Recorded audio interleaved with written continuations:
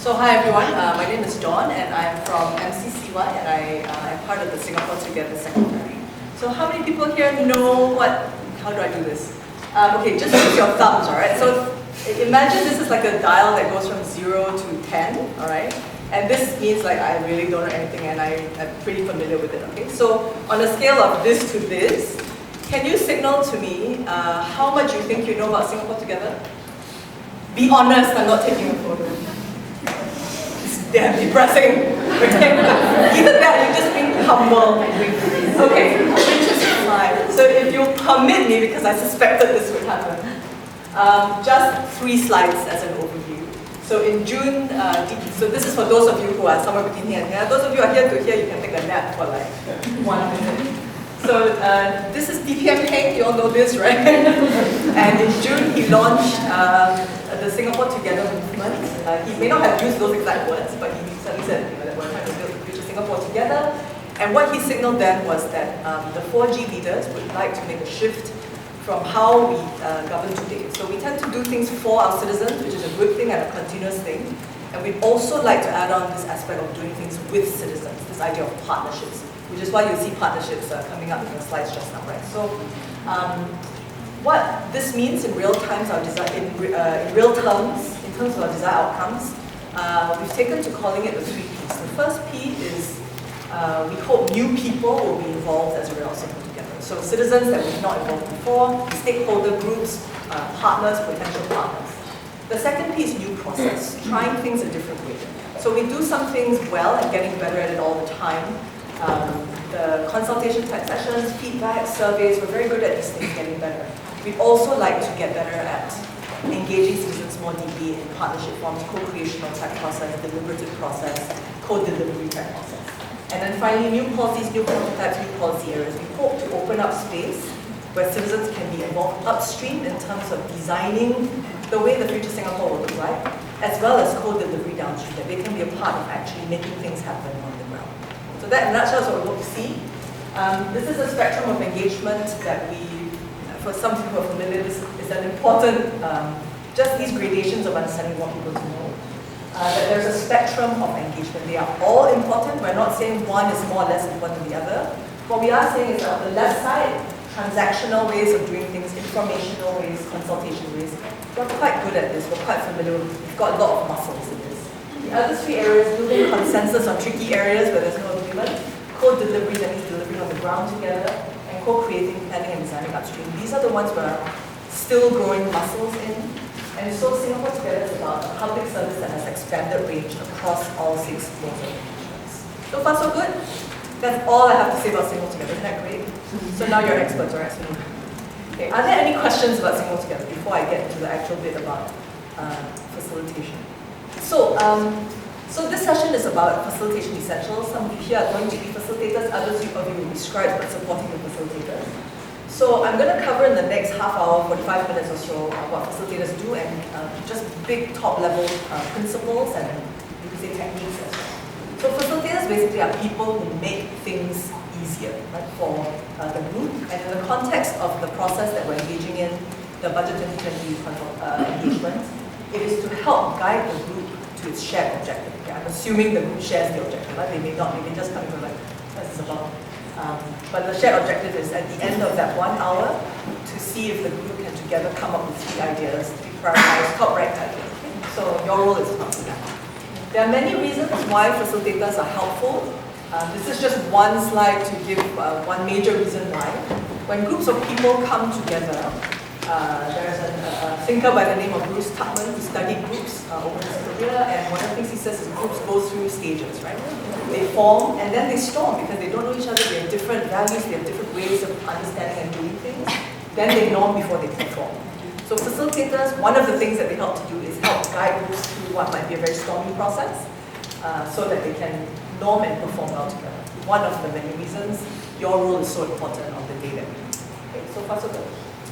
Okay, so I'm going to pause here to call for some inputs. So who would like to just call out something that's easy about facilitation from your point of view? What's easy? Say, and everyone knows to look at you before they start. So who's in charge basically, and you're in charge? Okay, who's in charge, okay? Any other thoughts?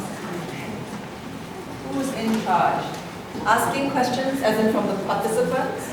Asking questions. So they know they're supposed to ask questions of you, and you asking some questions of them. Someone else said something? Introduction. Introductions! Yeah, that is it. We hope lah, we hope. Wait, you asked them what's your name then? Why you want to know? Why should I call you my name? What's hard then? Awkward silences. Awkward silences, my goodness, yes. What do you do with those? Anyone else? Digressions. And since you asked, red line. Wait, you crossed my policy line. What am I going to do? Some more minister, DPM all walking around. That's so scary. I write as capable observers, okay? It's kind of hard one. Disruptive. Can you give me an example of what disruptions might look like? When you say disruptive participants. They just want to convey their point of view without the Yeah. Or they keep changing the subject, they repeat themselves, they use their mobile phone, play Candy Crush. Extreme, but anything else on what's hard? Facilitators having to hold themselves back. Yeah, facilitators needing to Facies holding back. So I mean, as you know, some of you may know that I facilitate a lot. A lot of my life has revolved around facilitating. That's partly why I'm standing here. And my tongue has the scars of having been bitten down hard over and over again. Okay? So it's a great skill, the ability to bite your tongue. Taste the blood and go, yes, this is my sacrifice for the nation. That is a technique. Right? And count to 10 before you say. Any other thoughts on what's hard? When you think of metaphors, and a metaphor is an image that represents a thing. An image substitutes for the thing you're trying to describe. A metaphor for facilitation would be no wrong answers. Okay, I write down chef, because that's what someone in the MTI session said, chef. Because you've got a lot of ingredients and you're trying to make sure the whole thing hangs together as a proper dish. You've got to submit 3 dishes, right? On my pad. Anyone else? Has any other metaphors to offer? Bridge. Bridge? That's a nice one, yes. Because you're bridging differences of opinion, perhaps, different points of view. I know I like juggler because you're juggling time, different people, you've got working the scribe, then suddenly, wait, DPM or Mr. pop in and say hello, then they're like, oh no, what do I do with him? Then you've got post-it pads and markers, there's quite a lot of things that you're juggling at the same time. So just to acknowledge it is quite a tricky task. Anyone else? Okay, so let me go to the last question, burning questions. What do you want me to attempt to answer in the next half hour? Some of these will help, all right? So how do you deal with all the silence, the digressions, people who are crossing the policy lines and being asked to talk about that, the capable observers, disruptive people. Anything else besides this one? Burning questions, what comes up for you? What are the OB markers? OB markers, huh? So it's partly that red line. So my short answer to this, so you know, basically our 2 ministers in charge of Singapore Together in Rani and Desmond, and they gave a media interview on Monday, and one of the questions the media asked them was, are there topics that you won't touch? For instance, LGBT and public housing lease. And of course, the right answer is the one that Rani gave, which is no, there are no topics that are off limits. So that's my answer to you, I'll get a little more serious later. I mean, of course, that is the right answer because if you're having a genuine conversation, you can't say, I'm going to have a conversation with you, but this one we don't touch and that one we don't touch. So we can talk a little bit about how to deal with things as they come up. Anything else? Burning questions for that 1 hour that you have to work with this group of people? Okay, we're good, then I'm just going to keep going. Is that right? Okay, so before I say anything else, I'm going to give you a few scenarios to play with. Here are 6 archetypes. Okay, I've been slightly cheeky about the names, right? But these are 6 types of people, slightly extreme cases that may show up in sessions with facilitation. Diva, one who's in monologue mode. Devil's advocate, always opposing. The mute is that sort of silent, quiet person doing the same thing. Breakaway is someone who's sort of doing his own thing or her thing. Rebel is always challenging the process. And showstoppers, someone who gets like emotional, whether it's angry or bursts into tears or whatever like that. Okay? I have personally encountered every single one of these archetypes as I facilitate. So this is from very painful experience, personal experience. So, I'm glad to hear there's a lot of ideas. I hope it's not helplessness, huh? But you've got full of ideas to manage one business like that. So what I'll do is I'm going to cover the 3 essentials. Really just the highest level, most important, most key things from my point of view for effective facilitation. And then we'll get back to those 6 archetypes and see what ideas we have as a result. Okay, so the first one is around role modeling the desired attitude. And that comes down to just how you as a facilitator, as a scribe even, show up at the meeting, right? There's a guy called Bill O'Brien. He used to be the CEO of an American insurance company called Hanover, and he says the quality of an intervention, and what we're doing that day is an intervention into the social sector, right? So the quality of the intervention actually depends on your own interior condition. And since this is a conversation to get ideas from people, the foundational posture you need to have is active listening. So that's my invitation to you, all of you, including the scribes, by the way, to show up as an active listener. One of the key things is this old Greek, Latin sort of phrase around knowing yourself. You know yourself best as you can. What things will trigger you, what things you know are going to get you maybe a little bit annoyed, upset. So just prep yourself before that, so that when you go in, if you encounter a person like that, you've already thought through how you manage yourself in a situation like that, right? So know yourself, be alert to those triggers, get ready to bite the tongue if you have to, and that would be very helpful. So I wanted to share this particular frame. Otto Scharmer is a lecturer with MIT, and he came up with this framework around 4 levels of listening. The top level is what he calls the download. That means you don't have you're not there to gather any new ideas. Your mind is not open, and not because you hate the person. It's just because you're overloaded and you don't want to open your mind up to this person. So you're just there to reconfirm what you already know. This person fits into your existing framework. So he calls that the download. The second is where you do have an open mind, so you're prepared to listen to facts or experiences that don't conform to your own understanding. So that's what he calls the open mind. The third level is when you have an open heart and you listen from a point of empathy, when you're prepared to understand the other person's story and see life from the other person's eyes.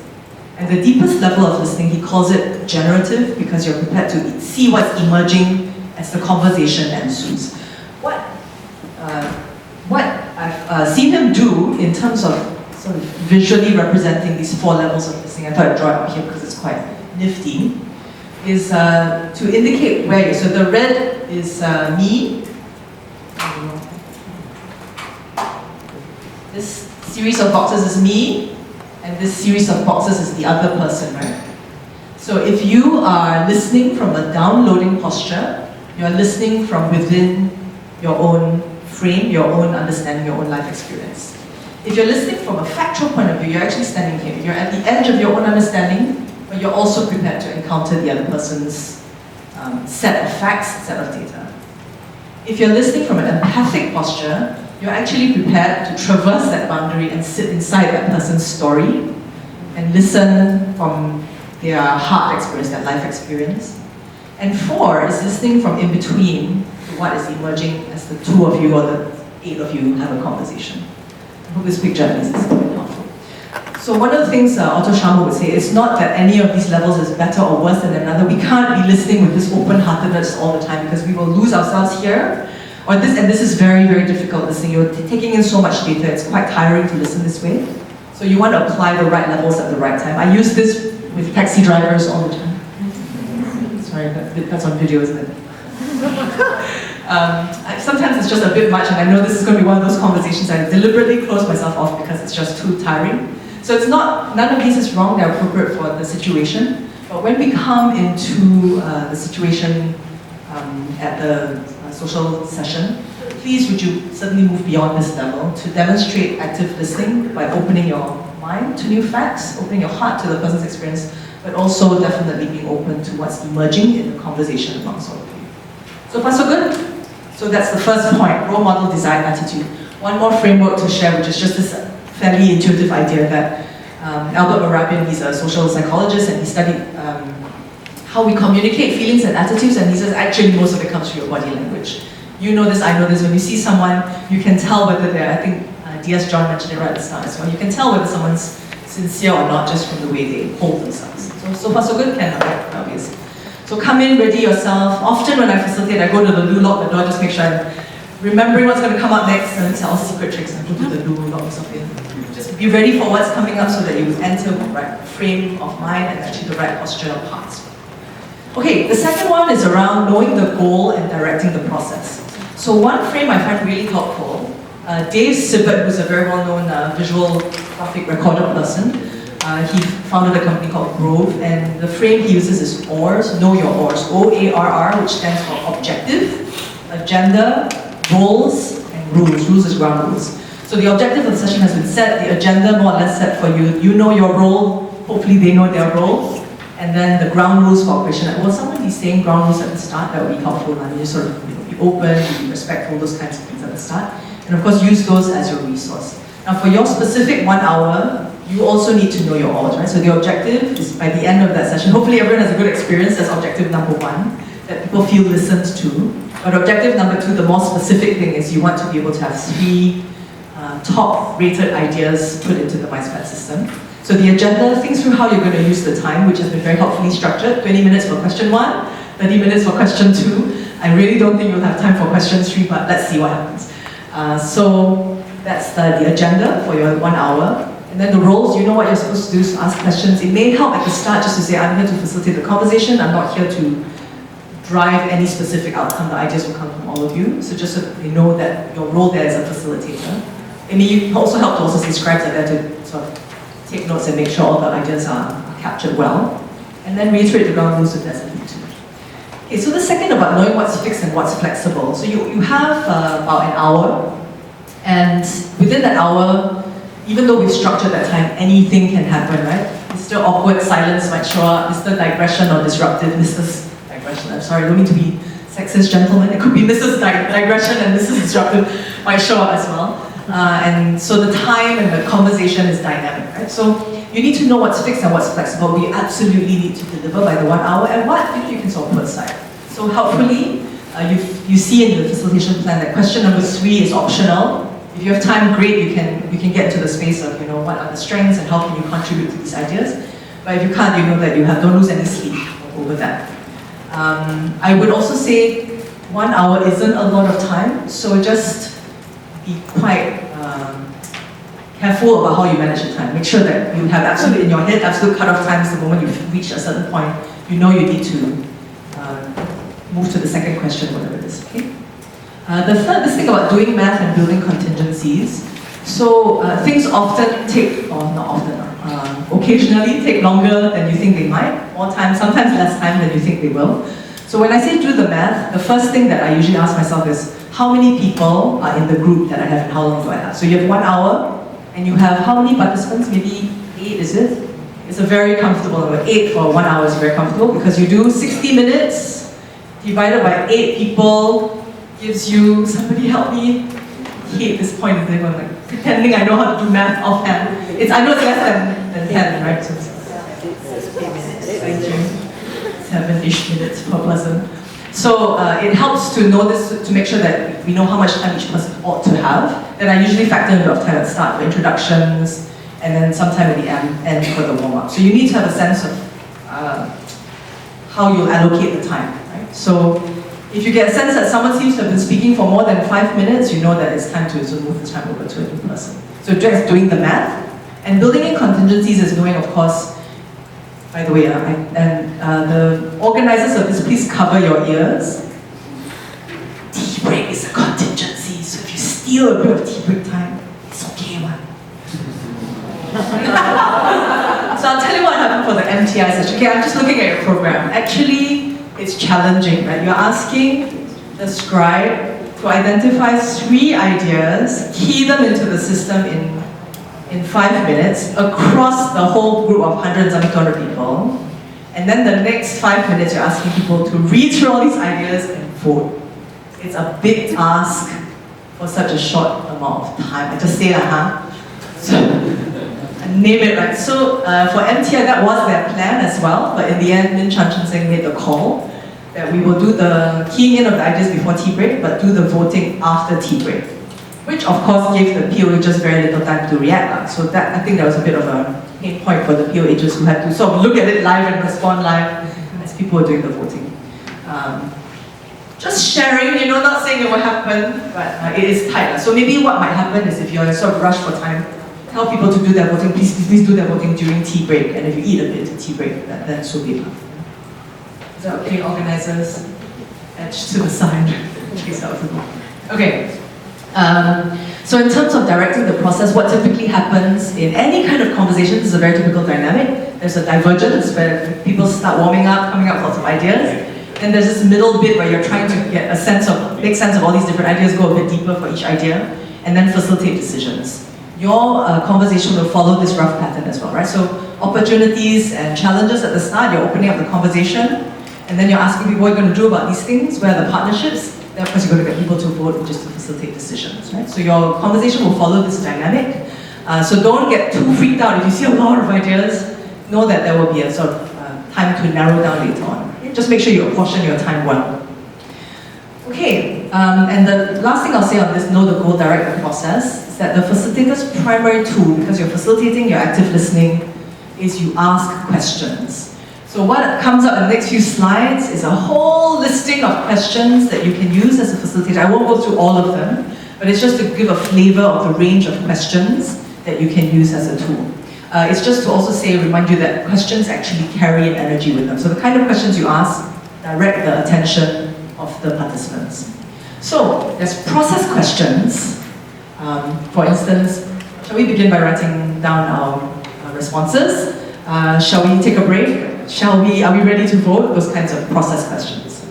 Second category, divergent questions. That's asking people to open up, to contribute their ideas and comments. So ideas can hear from the rest, from someone who has yet to speak. This is a good way to make sure the conversation ball is passed around different people. Draw out, mirror, all these slides have been or will be sent to you, so please don't have to take photos or anything.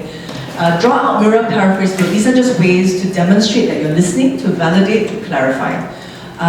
Sometimes in a difficult conversation, I don't know if any of you have been for facilitator course, but one of the things they always tell you is repeat back what you're hearing. That's all it is. It sounds, you might feel a bit dumb doing it, but that's all it is, and it can really help the person to feel that they've been listened to. So if you're stuck for words, just repeat back what you've just heard and confirm that you've heard it correctly. And sometimes you may not have actually.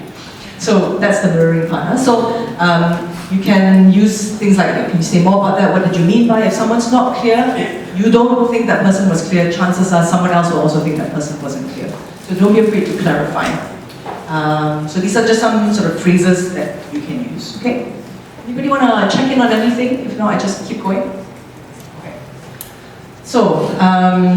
So as you diverge, you also want to expand, explore. One of the things I find very helpful is a trees to forest and a forest to trees kind of question in your back pocket. So sometimes the conversation gets very, very, very specific into the minutest policy, program, dollar value detail.